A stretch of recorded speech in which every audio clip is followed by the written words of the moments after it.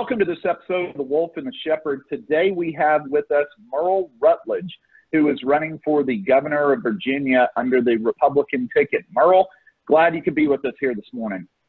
Hey, it's a pleasure to be up here. I'm glad that y'all gave me the opportunity to share my platform and my vision for Virginia. And I just look forward to this conversation about being real well America. You know, even though I'm running for governor of Virginia, you know, this is about a great country. Everything we do, you know, impacts others. So I'm looking forward to it. Now, Merle, you're actually about as Virginian as you can get. You were born in Virginia Beach, right? In Virginia Beach. You went to Norfolk State University there. So, I mean, out of everybody running, you've probably got, you know, more of a feel for Virginia as a state and for the constituents in that state. I did read some of the bios of some of the other people were running, and, you know, I think there was a guy who was from New York, but you seemed, like I said, you seemed like you were a good fit to be able to represent the people there. Yeah, it's an American-made story with my campaign. I call it the rags to riches story, because everything I accomplished, I had to do from the ground up. So I have a lot of city, a lot of country life, but I understand both sides of the aisle. And what people want right now, somebody who had been through what they've been through, but also can relate that being wealthy and rich is not a cancer to people. It's actually what puts food on the table for those who need jobs and more. So it's like having this great mixture, but at the same time frame, we all have to have a core of where we stand. And that's what people are missing. They've seen too much flip-flopping. So hopefully through your show, they get a good picture of what it's like to really be behind the scenes, be in this campaign, and also what I'm looking to do for Virginia. So, Merle, we have the campaign. I've got a note here saying that it's scheduled for May, and that is right around the corner. And when I last looked, there were 10 candidates out there that are running on the Republican ticket.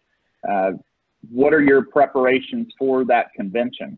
Well, the preparations is, of course, we want to get as many delegates as possible, but it shouldn't have taken this long to get to how we are going to nominate our candidates. It has been up in the air. Democrats has had their whole situation organized, going with a primary. And for us right now, the biggest thing is getting as many Republican delegates instead of having everybody have a voice here in this process, where, of course, now the Democrats have that. But I think the key for people running for office right now, I mean, running for governor anyway, would be to relate to the common worker, meaning the construction worker, the blue collars, all across Virginia, because right now the middle class is getting destroyed at this time period. And if you don't have a plan for them, then it ain't gonna really matter who's the nominee.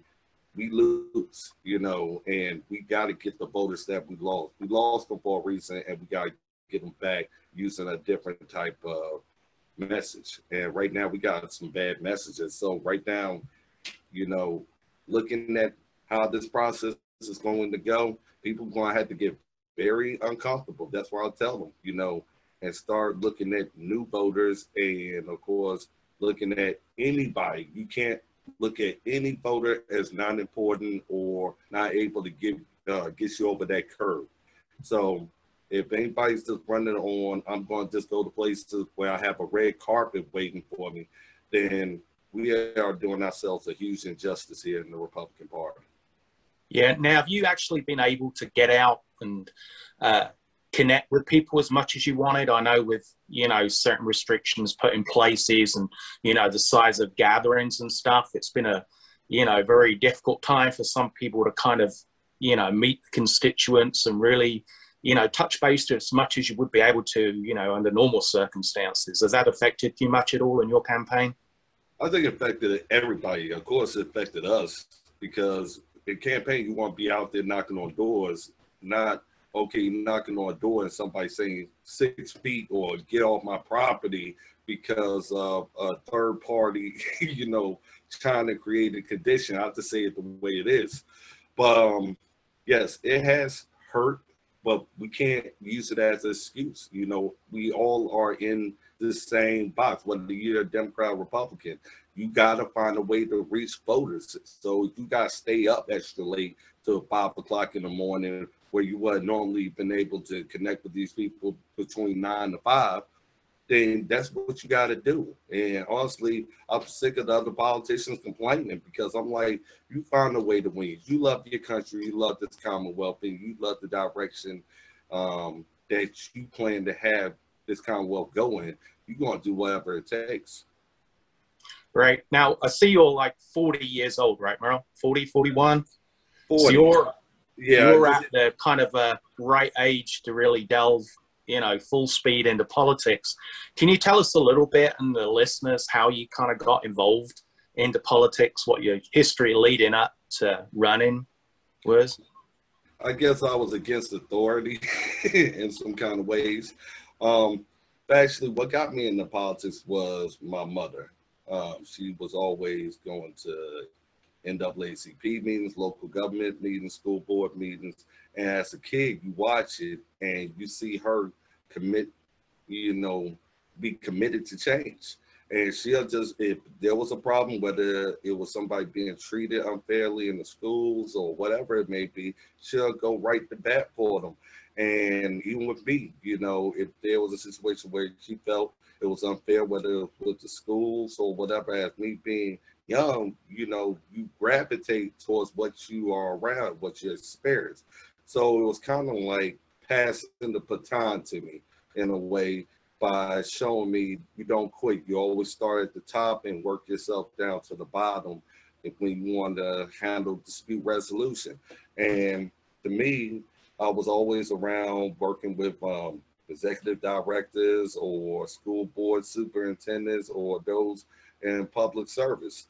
And realistically, it just always was around me, and I fell in love with it. So, of course, I got a degree at Norfolk State University in political science. And from there, I just learned that you don't take a whole lot of emotions into law. You just look at the issue and you come up with solutions, regardless of race or background. And with me personally, some would say, okay, have you been affected by race in some kind of way, so whatever it may be? And I'm like, you know, I never look at people for their race. I'm colorblind. I look at people's characters. I got friends from all over. So realistically, most of the time frame, it became a continuous thing, meaning being in politics, if somebody saw you handle one problem, then they think you can handle their problem. And to me, I just want to be helpful. But at this time frame, you know, I got tired of asking for permission, and I said, you know what, it's time for me to start making that call. And if somebody keeps telling you, you got to go to the governor or the top levels of government to get things resolved, then eventually you're going to get tired of the do nothing attitude and start saying to yourself, I probably is the best one to get things done and see change. So my life has revolved around politics, and it has revolved around fighting for people's rights. And right now we see that right. So we also noted that you were an investigative reporter, a freelance investigative reporter, which sounds like a pretty interesting job to have, you know, digging in and trying to find things that are going on and let everybody know that. Do you think those skills as the freelance investigative reporter are going to help you be the governor? And when you were doing that, did you do any digging into politics that maybe made you say, hey, I found some of these things during my investigative reporting, and now I know a way to fix them, and I want to run for governor to be able to take care of those? Yes, absolutely. The swamp is dirty, and the swamp has been there. It has never, you know, not existed throughout my lifetime. Being an investigative reporter, sometimes you find stories or issues and you dive so deep into it that you regret doing it in a way, because you find out it's the people who was closest to you and advising you are the ones that are corrupt. You know, sometimes the paperwork falls right back to the person who was telling you to look the other way, and you don't realize they were telling you that because they didn't want you looking in their direction. Yes, it does help me because it allows me to get around the BS, without the cursing, you know, get around, you know, what people say compared to what they do and how they try to relay a message to the public that says, okay, I'm trying to sell you on something, but I ain't telling you the details. I started learning the details that they didn't want people to find out because I got tired. Like, I'm from Danville for most of my life and in the Pennsylvania County area. And I started seeing taxes increase, and come to find out there'll be a clause in the contracts that the city or the county would enter into that says, hey, if this company leaves, then the taxpayers will be on the hook for it. And these are details, had people known, they would have probably fought a lot harder to make sure that they wasn't paying for another company or a bad business deal that a locality makes. But the fact of the matter is, I think, honestly, investigative reporting, it's all about your heart and soul. If you're corrupt or trying to cover up for people, then it's probably not a good thing for you to disseminate news, because we have a lot of fake news of people taking people out of context or trying to twist facts.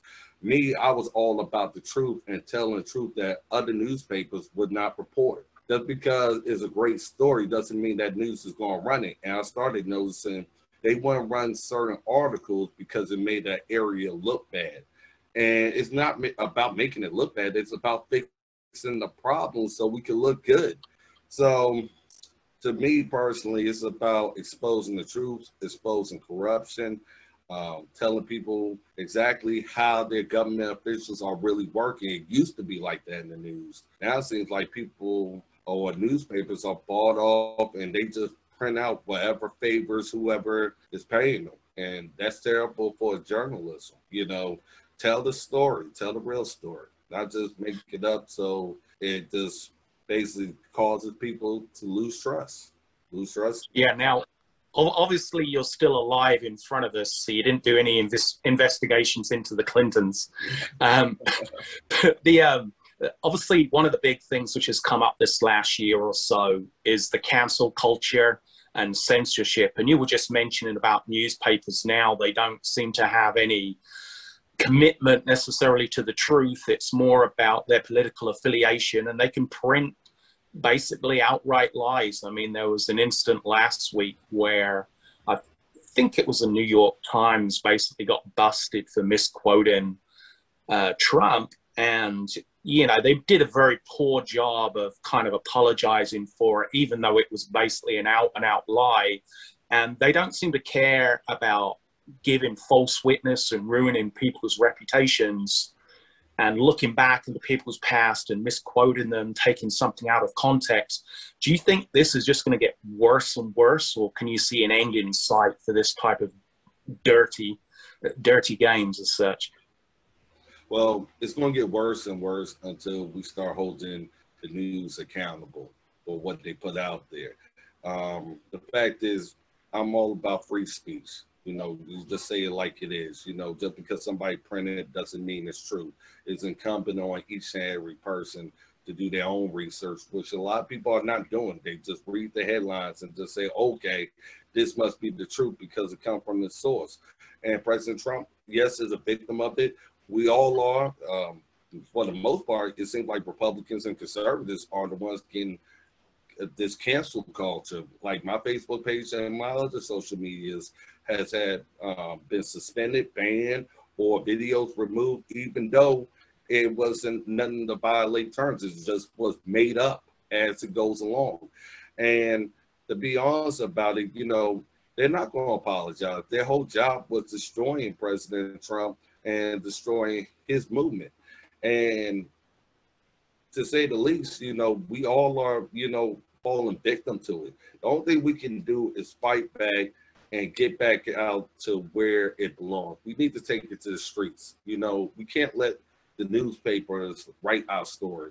sometimes you got to be committed to telling your own story.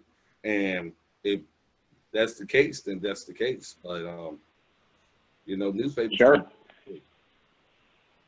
So we did look a little bit through your website, and there was a few items on there we'd like for you to expound upon for some of our listeners so they can kind of full well explain what these items are, what these pieces of your platform are, and where you stand on those. And the first one, I know this sounds self-explanatory, and you have delved into this a little bit, but you say you're pro-business. So can you expound on that pro-business outlook? One of the great things about my campaign is you can't buy me off. You know, there's no such thing as coming to me and saying, I'm going to give you this money, but I need for you to do this. It's either I support you or I don't support you. You can't pay me for that. I'm pro-business. One, I want a 15% tax cut here in Virginia for all business as part of my COVID relief policy, as well as 0% state tax, meaning no state tax for the first year for startup businesses. Honestly, I would like to get rid of all taxes for the first year in Virginia because the COVID relief bill basically filled in holes in the state budget. The state looks better than what Governor Northam claims it is. It's only because of the COVID relief bill, but everybody else is still starving from the ground up.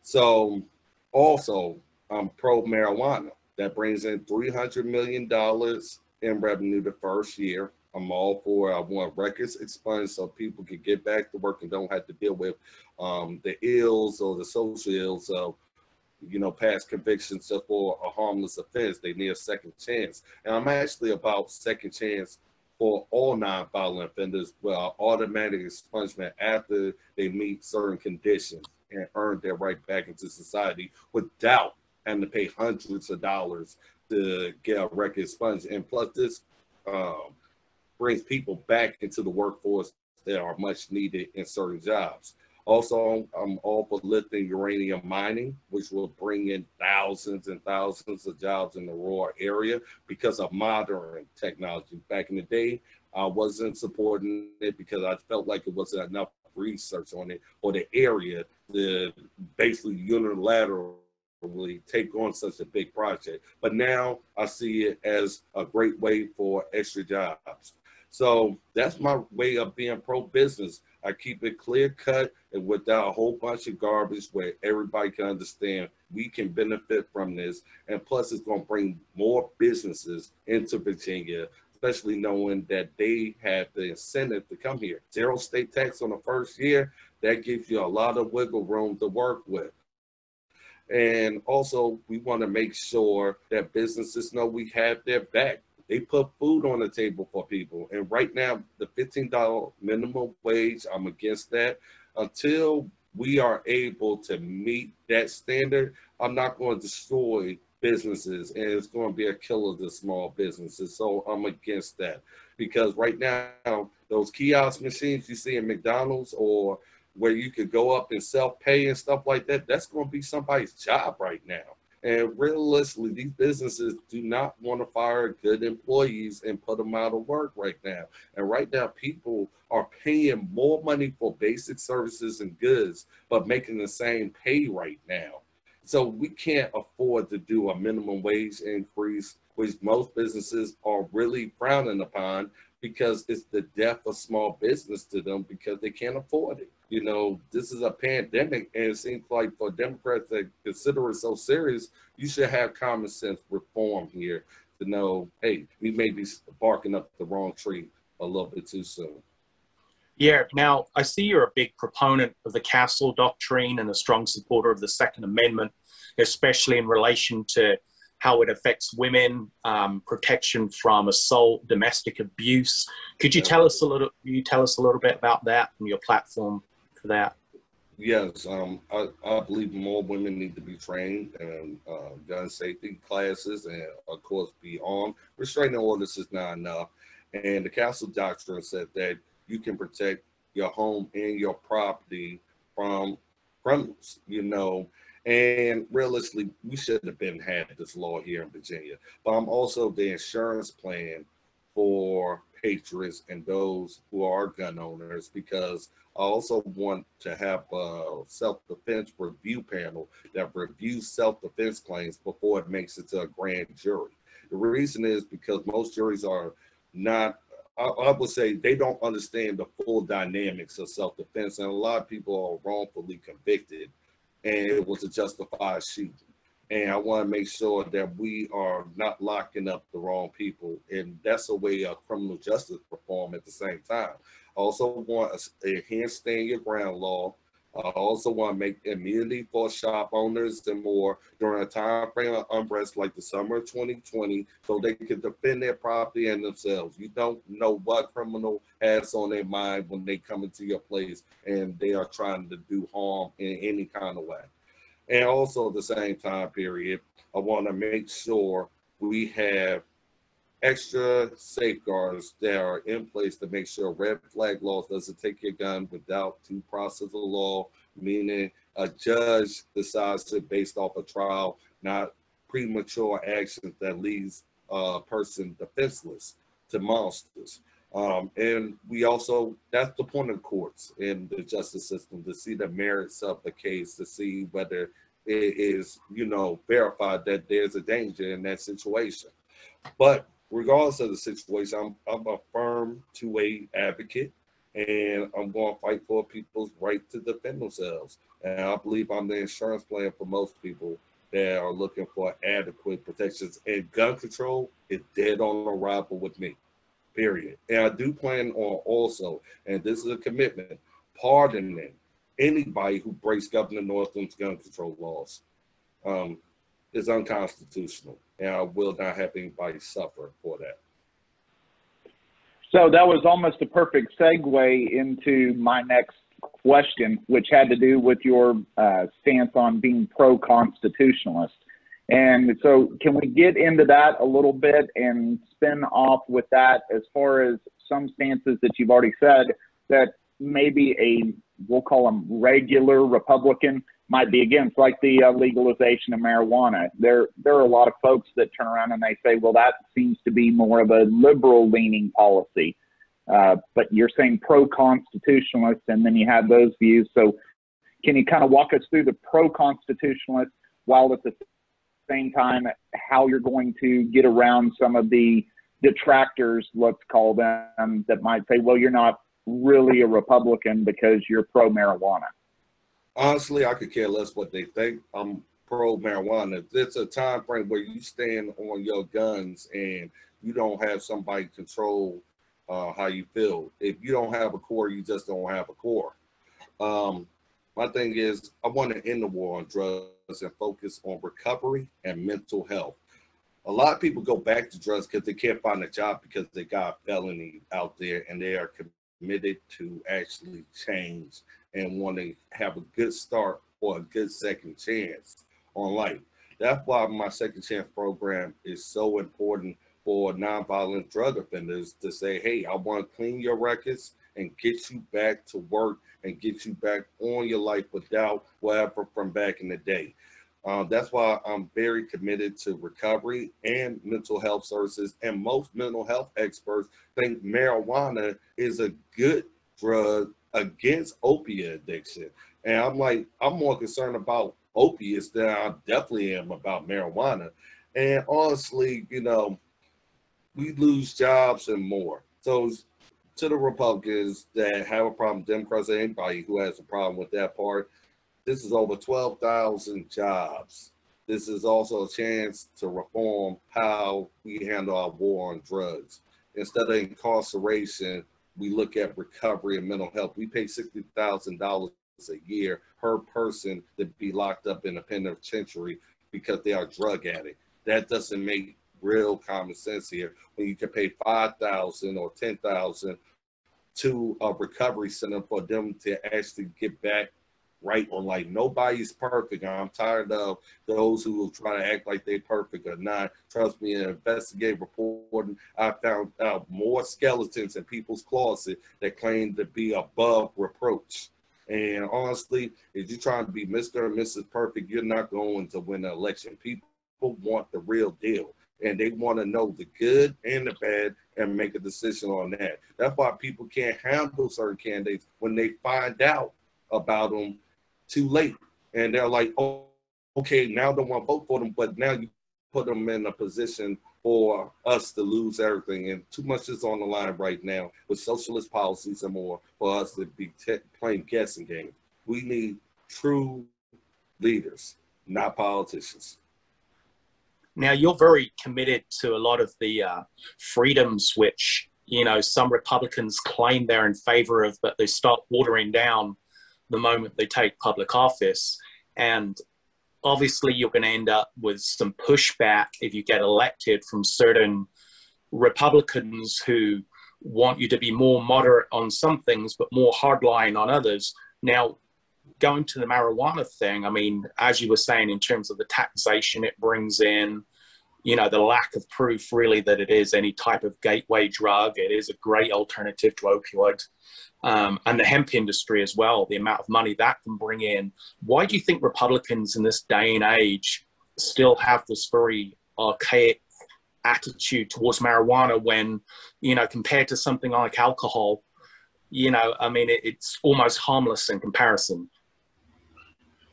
That's because, you know, they've been told by some other Republican or whoever that this is how you are supposed to behave. This is how you're supposed to act and think instead of think for yourself. People are tired of that. You know, they've been in the losing end of it for quite some time. They want to continue to lose, so be it.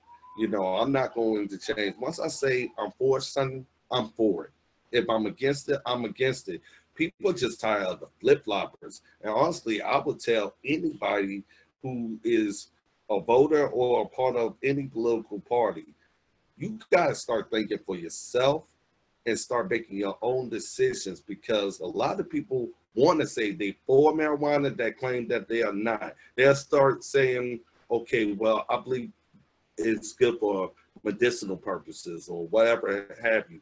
That means you're not saying that you're totally against it, but instead of you saying, hey, I'm willing to work here along this line, you're still giving out normal campaign pitch lines. Right now, nobody is going to vote for any leader or politician in Virginia or anywhere else that's going to be against marijuana. People are just tired of the old arguments and stuff like that. After a while, somebody got to be a trailblazer, and that's exactly who I am. I didn't say I was going to be Republican of the month here. I said exactly, I'm not. I'm not going to be politically correct. I'm not going to be controlled by the establishment. I'm here for the people. And also, the farmers need an extra crop. They're starving out here. So if they want to lose the, you know, agricultural industry, they're going to give it right up to Democrats and anybody else who's willing to take it on, because people get tired of being broke. I could say that. So Republicans and Democrats or anybody who has a problem with it, you know, oh well. That makes sense. And yeah, it is what it is. I totally get that. And I'm right there with you on that one. So in that last statement, you talked a lot about the voters, right? And, you know, being out there to represent those voters. And voting fraud was something that was brought up in the last election. And of course, it constantly comes up in any election. If there has been voter fraud, if there has been voting machine fraud, things like that. Do you think that's a real problem that we have in this country, whether it's fraudulent elections or voter fraud? Yes, it's absolutely a problem. And the media is even more of a problem by trying to cover it up and act like it doesn't exist. You know, that's a good thing about me being an investigative reporter. It gives me answers ahead of time, way beyond the ordinary that doesn't look into things. Honestly, Virginia Republicans procrastinated and was complacent. A lot of swing states or battleground states where the Republican Party was involved in, we should have had all this on these machines every single day, paper trails to make sure if there was anything going on, we should have knew about it ahead of time. We shouldn't have waited until after election day to say, okay, all these problems is coming up. Well, yes, the media owes President Trump a huge apology, But of course, he was talking about this and explaining it even from the signature match and more. Like for me personally, I want a state ID law to vote, you know, in person, making it mandatory with extreme restrictions on any exceptions, because we want to make sure every legal vote counts. And I also want e-verify in our elections. The reason is because we are the taxpayers and we are the ones who should have a say-so in how this country is. We shouldn't be looking at other countries to dictate how Americans do business and how we handle our elections. So the major thing for the Republican Party is to no longer be procrastinating or complacent, but everybody also talks about this is what they'll do after they are elected. We got to stop losing elections, and we got to stop saying to ourselves, if we are going around doing the same thing, we are going to have the same results. So this is one of those type of situations. If you want to fall on your sword and cost everybody, you costing yourself. And that's my message I'm telling people is we got to be in this fight to make sure our elections is protected. But we got to have a game plan, and people didn't have that. I was one of the few who said, hey, we need to make FOIAs, like Freedom of Information Act requests, you know, and the audits of voting machines, make sure there's no exemption so people can also request it from anywhere, so we have more transparency in how our elections is carried out. Yeah, and I've always found it strange that people aren't in favor of more secure elections, especially when they spend years crying about you know, alleged foreign interference, and yet they don't want to shore up the process of voting so that it's almost impossible to actually, you know, interfere with it. And I find that, you know, this whole approach about voter suppression for having to show an ID in itself is a very racist statement. You know, to say what? So if you're a person of color, you can't get an ID. I mean, I haven't heard it such a ridiculous argument against, you know, proof of identity, you know, to be able to vote than that. But the media, to an extent, did suppress a lot of the things that came through proving irregularities here in Texas, close to where we live in Dallas. I mean, there were a few people arrested for voter fraud, attempted ballot harvesting. But, you know, you listen to the mainstream media and you'd think it was 100% conspiracy theory, and they still seem to be pushing that narrative that, you know, our elections are as secure as they possibly can be. Whereas if you just look at even some of the moderate and middle independent news sources, you can see that wasn't the case. There were literally dozens of cases across the country of attempts to either, you know, change votes, fraudulent votes, people voting who should never have been allowed to vote. But again, given the media control the narrative, and a lot of Republicans just seem to, you know, take that rhino stance about it. How do we really enforce it when it seems to have such little, I guess, backup and support to change things? A Republican is a Republican, and a rhino is a rhino. That's the best thing I can say. And always be cautious when they decide to say, hey, it's voter suppression because of somebody's race. We have to use our ID just to get a bottle of alcohol. I definitely think we should have our ID to vote when it comes down to the direction our entire country goes in. You know, they always bring that, you know, mess up, talking about, you know, it's going to disenfranchise this group or that group or whatever have you. The fact of the matter is, it's just, you know, media way of controlling how people think, and they're using people that they feel is vulnerable that's going to believe anything that they say. The reality of the situation is people are waking up and they're seeing what, you know, this whole voting process is like. When Hillary Clinton lost to President Trump, they wanted to say, oh, it wasn't fair then, you know, but realistically, what we are finding out, we have outsiders meddling in our election. And the fact of the matter is we got to start making sure American legal votes count and they matter, no matter what. And right now, that's been the biggest problem. We are we are confused of whether China or Russia or any other outside entity is influencing our elections, instead of us just saying we may have to go back to paper ballots where show our ID and paper ballot instead of worrying about who hacks the machines or stuff like that. So we got to look at all options to make sure the greatest protection of our democracy and our voting system is protected by all means.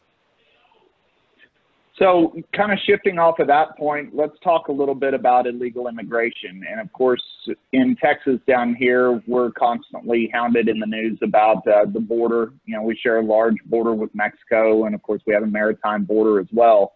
Do you see that we have an illegal immigration problem, or for lack of a better term, even an immigration problem in the United States? And as far as that goes, how does that affect Virginia? Well, Biden made it our problem. We got Governor Northam inviting outside countries' problems into Virginia, saying we're going to be a sanctuary. That ain't going to happen for Virginia involving the next governor by far. Do we have a problem at the border? Yes, it's called President Biden. That's the problem.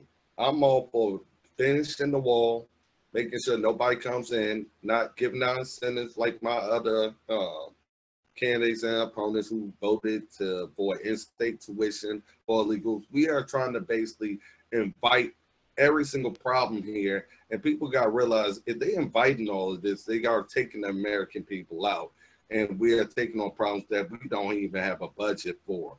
So actually, the problem at the border Biden created is Biden's fault. President Trump has solved most of the problems. We wasn't facing this situation while President Trump was president. That's why you don't vote for somebody with dementia, in my opinion. In my opinion.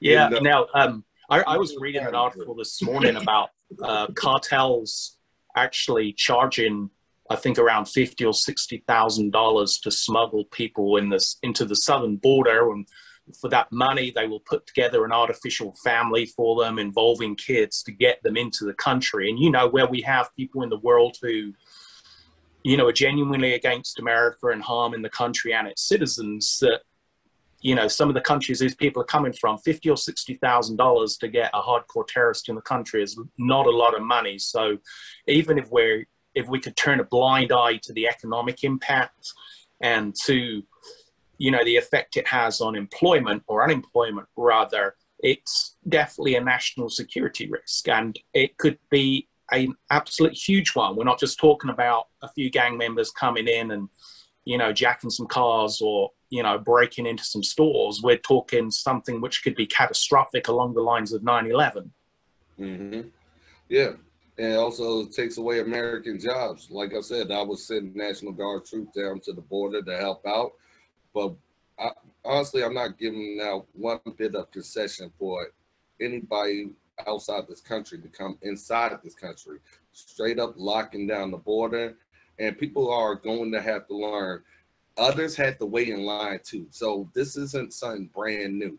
You go into somebody's country the right way. You don't see Americans going to other countries without passport or without permission. That's the same thing here. Right now, the globalists right now are laughing at us. I'm wondering why nobody is migrating or going over to China. You don't see China having this problem. America is fighting this problem because we got weak and poor leadership here. I'm here to protect Americans and Virginians first. And realistically, we can't handle any more problems. We got enough with Democrats, actually. So yes, you know, I'm all for locking down that border and making sure we tell everybody around the world, you come to America, you are not coming in unless you go about it the right way. And that's the problem right now. We had too many people in leadership, so-called, inviting these problems with incentives. And I would be the first to try to have it shut down. Immigration is with the federal government, and the federal government needs to start doing their job. But Virginia is not going to have that problem with me being the next Virginia governor. I can tell you that one. Me and ICE will have a great cooperation agreement. So shifting on to the normal parts of a political campaign, and I'm hoping your answer to this is going to be, nope, haven't seen any of this, but have you ran into any kind of smear campaigns, being misquoted, taken out of context, things like that as you've been running your campaign? Absolutely. Yeah, it's an article out there because when I was fighting Danville and whooping up on people and doing what I needed to do to make sure people took Merle Rutledge seriously. There's an article saying, okay, this man's been barred from filing lawsuits. There's nothing in the court opinion that says he can't file a lawsuit or whatever. That was me and the judge who just didn't like each other that abused his power. The fact of the matter is, but they're like, okay, this makes him a bad person. I'm like, really? Me fighting for people makes me a bad person? And I'm like, yo, read all the cases that he basically just said, you know, it's a problem because it was exposing the corruption. That's what it boils down to.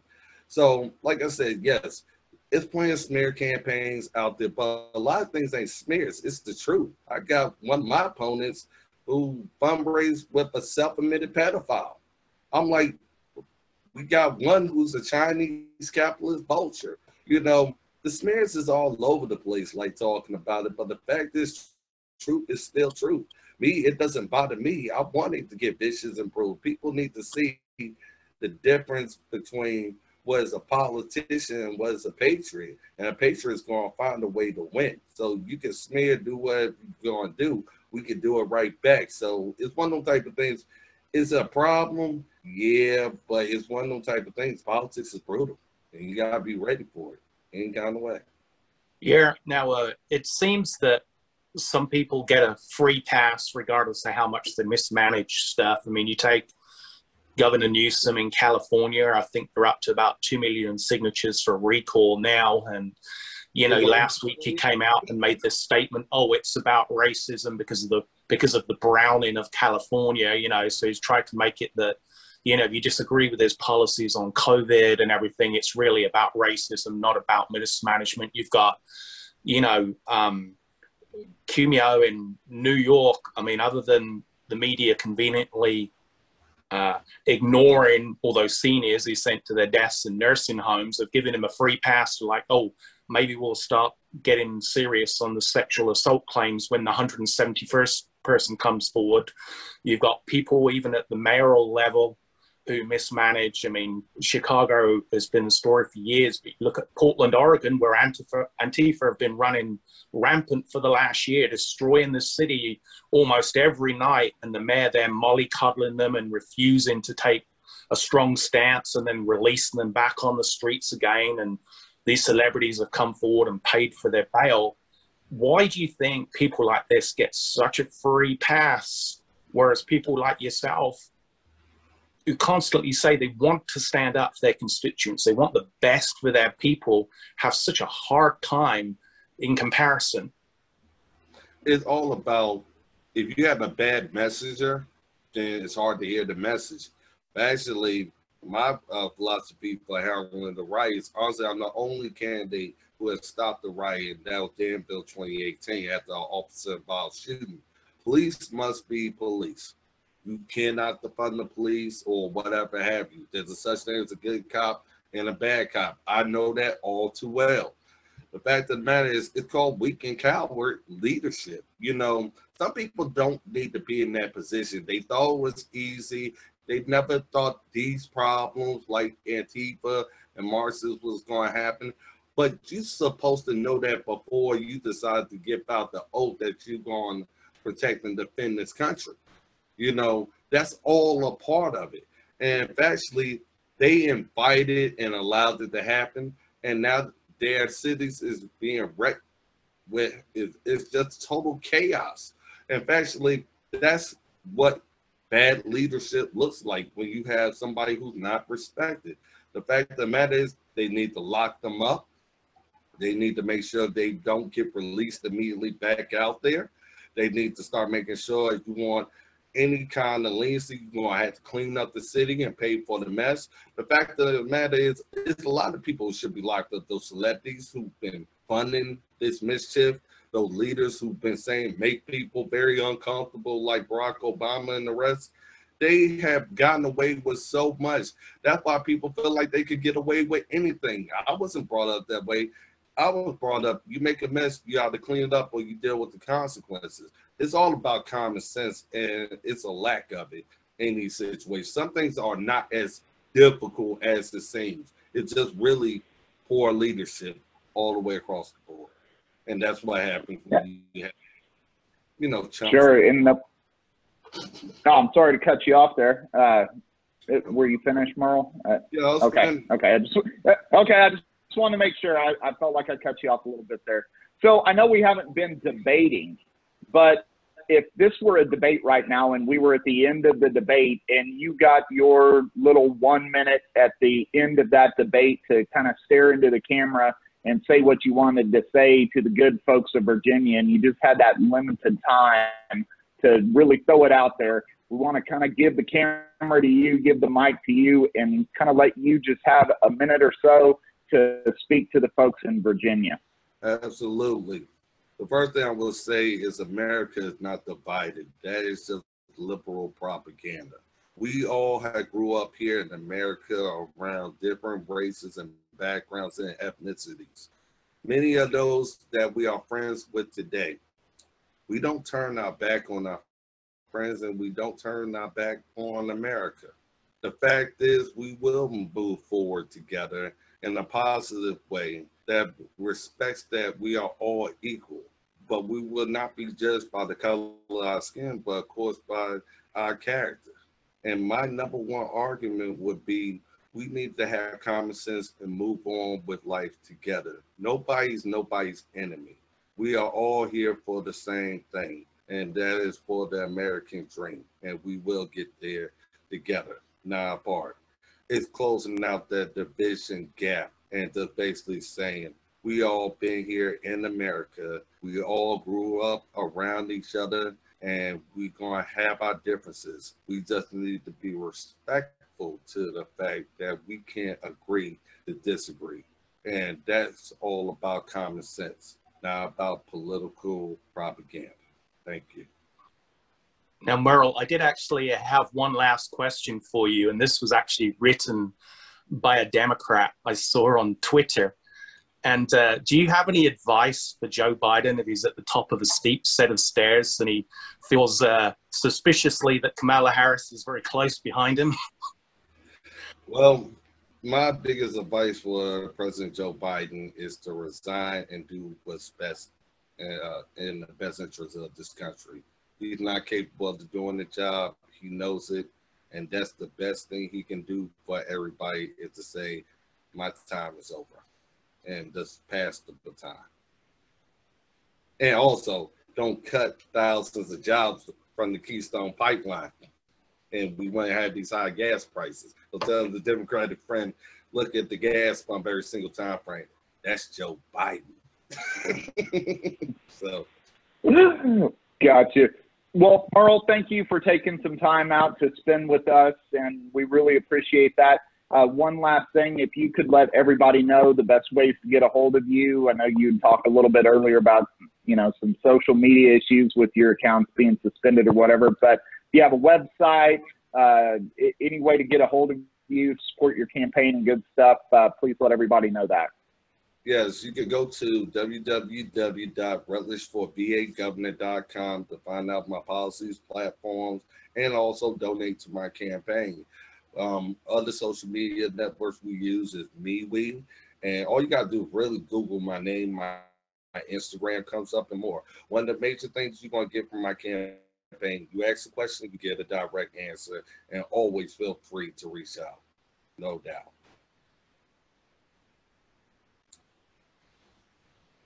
Yours is muted. Yep. So thank you. Yeah. Thank you, Merle, for coming on today. So I messed it up right at the end. He muted me. But thank you very much for coming on today, man. Like I said, you know, I read through, you know, your policies, your platforms and stuff, and you know, you're very committed to the freedoms we should all be able to enjoy. And I really appreciate that you've got this fresh point of view where you're not trying to, you know, please people who I guess perhaps want to take the path of least resistance. You want to shake things up there for your people in Virginia, and absolutely admire that. Yes, and it's all about being politically incorrect now, meaning you got to have a core, and that's what people are tired of. So I hope to give them that refreshment, that they have a new breath of fresh air that doesn't care about, you know, the public outcry, but the best interests of Virginians. Well, once again, thank you, Merle. We certainly appreciate you taking the time to spend with us today. And thanks, everybody, for tuning into this episode of The Wolf and the Shepherd. And we will catch